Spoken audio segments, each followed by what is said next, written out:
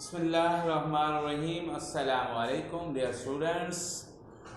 जैसा कि आपको मालूम है कि हमारे पाक स्टडी के लेक्चर्स चल रहे थे यूनिट 2 से, और हम यूनिट 2 के कुछ टॉपिक डिस्कस कर चुके हैं और मज़ीद टॉपिक्स की तरफ अब हम मूव कर रहे हैं।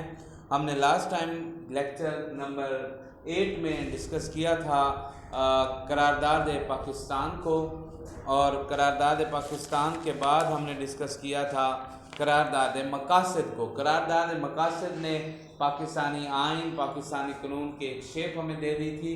आज हम उससे आगे डिस्कस करेंगे। आपकी बुक का पेज नंबर 39 है और टॉपिक है पाकिस्तान में दस्तूर साजी के मराहिल। तो ये यूनिट नंबर 2 है। मेन पाकिस्तान में दस्तूर साजी के मराहिल हमारा टॉपिक है।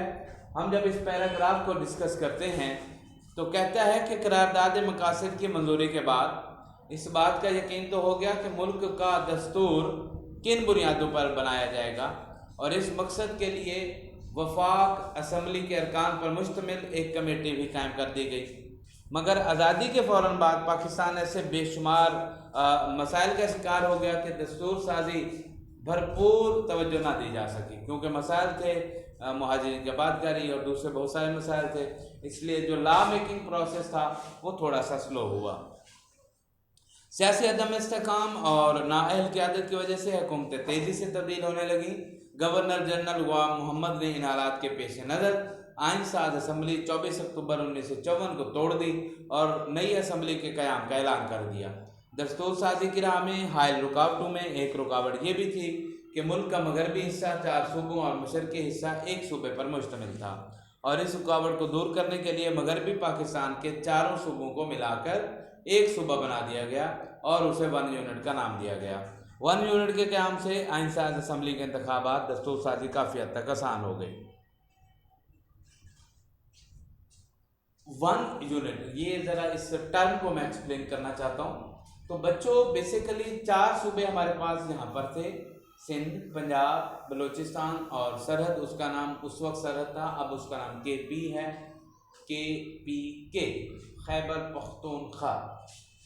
लेकिन एक जो सूबा बंगाल था हमारा, वो हमसे हट कर था थोड़ा, तो उसको कानून साजी करते हुए उसको 1 यूनिट का नाम दे दिया गया और उसको जो है वो एक यूनिट मानकर उसके लिए कानून बनाने की कोशिश की गई। कायदे-ए-आज़म मोहम्मद अली जिन्ना ने दस्तूर साजी के काम की तरफ तवज्जो दी और उसे मुकम्मल किया। वफाकी असम्बली ने आइन की मंजूरी दे दी। साहब एक असम्बली बनाई गई थी, जो आपको लास्ट टॉपिक पे भी मैंने आपको बताया था, उसने जो है वो आइन की मंजूरी दे दी। तो सबसे पहला जो वफाकी आइन साज असम्बली थी, उसने जो कानून बनाया उसको 1956 का कानून कहते हैं। ठीक है, 1956 का कानून वो है जो पाकिस्तान का जो पहला कानून, जो हमने एक लेक्चर में डिस्कस किया था 1935 में, जब बरतानवी दौरे हुकूमत में एक लॉ बनाया गया था, तो कायदे आज़म ने सूरत हाल को मद्देनजर रखते हुए उसी 1935 में थोड़ी सी अमेंडमेंट्स करने के बाद उसको पाकिस्तान में लागू किया था। 1956 में आकर पहला कानून जो बाकायदा हमारी कानून साज असम्बली की तरफ से बनाया गया, वो 1956 में बनाया गया। तो आइए हम देखते हैं कि इस आइन की क्या मेन खसूसियात थी, क्या वो कैरेक्टर्स थे, इस आइन के अंदर कौन कौन सी चीज़ें डिस्कस की गई थी। तो ये पॉइंट्स हैं, 7 पॉइंट्स हैं, 7 के 7 आपने लर्न करने हैं और हाईलाइट कर लें 7 पॉइंट्स को। इसको ना तो आप चेंज कर सकते हैं ना बढ़ा सकते हैं, क्योंकि ये कानून है जी। पाकिस्तान का पहला आइन 23 मार्च 1956 को नाफिज किया गया। इस आइन की 3 अहम खसूसियात मदरजा ज़ैल हैं। अब मैंने आपको बताया 1935 का कानून नाफिज कायदे-ए-आज़म ने किया, लेकिन वो पाकिस्तान का नहीं था, वो तो बरतानवी हुकूमत ने हिंद में कायम किया था। तो अर्जेंटली पाकिस्तान का कानून ना होने की वजह से कायदे-ए-आज़म ने इसके अंदर अमेंडमेंट करके इसको लागू किया था। ये पाकिस्तान का कानून नहीं था, बाकायदा कानून साज असम्बली ने पहला कानून 1956 में बनाया। पहला, पाकिस्तान को इस्लामी जमहूरिया पाकिस्तान करार दिया गया कि पाकिस्तान इस्लामी जमहूरिया होगा, इसमें इस्लाम के मुताबिक कानून। नंबर 2, मुल्क में वफाकी पार्लिमानी निज़ाम हुकूमत कायम किया जाएगा, यानी सूबाई नहीं बल्कि वफाकी पार्लिमानी निज़ाम होगा, वफाक डिसाइड करेगा, वफाक डिसीजन करेगा, वफाक की तरफ से हर चीज़ को स्टेबलाइज किया जाएगा। तीसरा पॉइंट है मुल्क में वफाक की पार्लिमानी निज़ाम हुकूमत कायम किया जाएगा। आइन में अल्लाह ताला की हाकमियत इख्तियारात का अवामी नुमाइंदों के ज़रिए इस्तेमाल किया जाएगा, यानी इख्तियार अल्लाह का, हाकमियत अल्लाह की, कानून अल्लाह का, तमाम चीज़ें अल्लाह की हैं, लेकिन इसको इस्तेमाल करके अवामी नुमाइंदे इसको इस्तेमाल करके पब्लिक की भलाई करेंगे, पब्लिक को इख्तियार देंगे। कोई अपने आप को जो है वो बड़ा नहीं मानेगा, कोई अपने आप को बादशाह नहीं मानेगा, बल्कि हाकमियत आला अल्लाह की होगी और कुरान और सुन्नत की होगी। उसके बाद उन चीज़ों को इम्प्लीमेंट करवाया जाएगा कुरान और सुन्नत की रूह से अवामी नुमाइंदों के ज़रिए। नेक्स्ट पॉइंट है कुरान और सुन्नत के ज़िंदगी गुजारने का माहौल और अक़लियतों को मुकम्मल मजहबी आज़ादी दी जाएगी। नेक्स्ट पॉइंट है, चौथा पॉइंट, आइन में इस बात की निशानदेही कर दी गई कि शहरियों को बेहतर ज़िंदगी बसर करने और अपनी सलाहियतों के इजहार के लिए मुकम्मल शहरी हकूक़ फराहम हो गए, यानी जो शहरी जैसे चाहे वो ज़िंदगी बसर कर सकेगा, जो शहरी जिस तरह चाहे आज़ादी राय का इख्तियार हासिल कर सकेगा, जो शहरी जिस अंदाज से चाहे अपने मज़हब के मुताबिक ज़िंदगी गुजार सकेगा। पांचवा पॉइंट है कि इस बात की ज़मानत फराहम की गई कि अदलिया अपने फ़रज़ की अदायगी के लिए तमाम दबाव से आज़ाद होगी। आला अदालतों के जजों को मुलाजमत का तहफ़्फ़ुज़ भी फराहम किया जाएगा। अदलिया दबाव से आज़ाद होगी, ये लफ्ज़ आपने अक्सर आजकल भी सुना होगा। अदलिया के दबाव से क्या मुराद है? अदलिया का दबाव क्या होता है कि एक सियासी केस है या एक पब्लिक केस है, कोई भी वो अदालत में आता है और जज उसको जो है वो किसी प्रेशर में, किसी खौफ में, किसी रीज़न के तहत उसका को गलत फैसला कर देता है। तो इस चीज़ से जजों को जो है वो अदलिया के दबाव से आज़ाद किया गया कि उन पर कोई दबाव नहीं डालेगा, ठीक है। और उसके बाद उनको तहफ़्फ़ुज़ हासिल होगा उनकी उसका, यानी कि और पाकिस्तान में ऐसा ही है। आप आज भी किसी भी जज के घर का एड्रेस आप नहीं बता सकते कि कौन सा जज कहाँ रहता है, क्योंकि उनको तहफ़्फ़ुज़ देने के लिए ये किया जाता है। जो इंसान जज बन जाता है वो अपने घर, अपनी कॉलोनी में नहीं रह सकता, उसके बाद उसको जजेस लॉज में रखा जाता है, जहाँ पर 24 आवर निगरानी और वो चीज़ें होती हैं, जिस वजह से वो सेफ होते हैं। नेक्स्ट है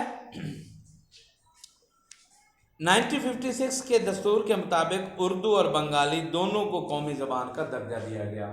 अब आप यहाँ पे सोचेंगे कि उर्दू और बंगाली क्यों?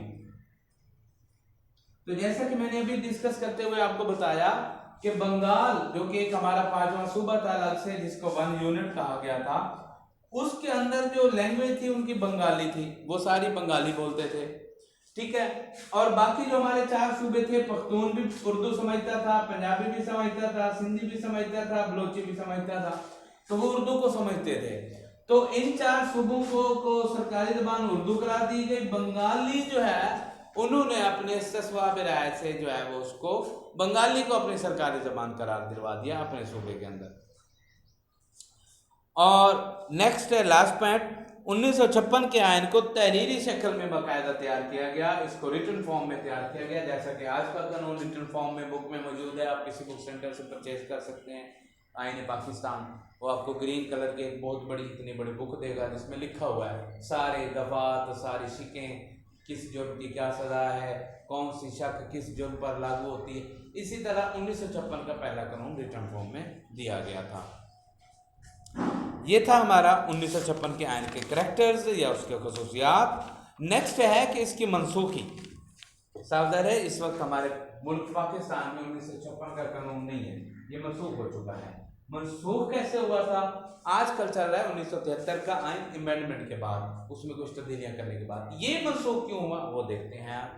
टॉपिक है हमारा आयन की मनसूखी। 1956 का आयन जो अभी हमने डिस्कस किया, इसकी मनसूखी क्यों हुई। 1956 का आयन 9 साल की अनथक मेहनत और कोशिशों के बाद मंजूर हुआ था, मगर पाकिस्तान के मखसूस हालात और सियासतदानों की बामी चपकलिश, जमहूरी इदारों में फौज और ब्यूरोक्रेसी की बेजा मुदाखलत, आला क़यादत का फुकदान, गवर्नर जनरल के हुकूमती मामलात में बेजा मनमानी ने आयन को ज़्यादा देर तक चल देना दिया। साल तक सियासतदान चपकले आज भी है, ठीक है, फौजी आ जाते हैं, आमराना हुकूमत आ जाती है, आइन को कुचल देती है, जैसे जनरल मुशर्रफ ने मार्शल लॉ लगाया, अयूब खान ने लगाया, जिया ने लगाया, तो ये आइन को मनसूख करते हैं। जब ये आइन मनसूख करते हैं तो उसके बाद आइन की नहीं सुनी जाती, उसके बाद ये जो कहेंगे वो होगा। तो इसी तरह 56 में भी ऐसा हुआ। 1956 का ये आइन 2 साल और 7 माह तक नाफिज रहा, जिसके बाद अक्टूबर 1958 में पाकिस्तान आर्मी के commander in chief general Mohammad Ayub Khan ने मुल्क जमहूरी हुकूमत को बरतरफ करके इसको मनसूख करने का सेहरा जनरल अयूब के साथ है। इन साहब ने जो है आकर 2 साल 7 माह बाद इसको जो है वो मनसूख कर दिया और माशाल्लाह अपना आर्डर जारी कर दिया और आर्मी के चीफ इख्तियार संभालिए। जनरल मोहम्मद अयूब खान ने 1956 का मनसूख किया और तमाम वफाकों और सूबाई असम्बलियों को ख़त्म कर दिया और ख़ुद सदर पाकिस्तान बने, चीफ मार्शल एडमिनिस्ट्रेटर बन गए और मिनिमम 9 to 11 ईयर उन्होंने मुल्क के ऊपर राज किया, हुकूमत की आइन को मनसूख कर दिया गया। नेक्स्ट आज आपकी जो डायरी है, आपने इसमें से 56 के आइन की जो खुसूसियात हैं उनको लर्न करके लिखना है और मुझे व्हाट्सएप करना है। नेक्स्ट लेक्चर तक के लिए इजाज़त दीजिए। अल्लाह हाफ़िज़।